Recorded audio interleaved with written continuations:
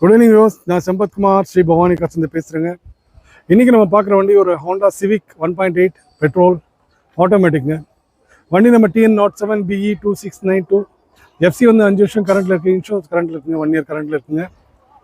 இன்டீரியர்லாம் நீட்டாக இருக்குது. சீட் கவர்லாம் புதுசாக போட்டிருக்காங்க. வண்டி கஸ்டமர் கேட்டிருக்க ப்ரைஸ் பார்த்தீங்கன்னா 2,50,000. பட் அது ஃபைனல் ப்ரைஸ் இல்லைங்க. நேரில் வந்து பெஸ்ட்டாக நெகோஷியேட் பண்ணி எடுத்துப்பீங்க. வண்டியோட சூப்பர் கண்டிஷன் இருக்குது.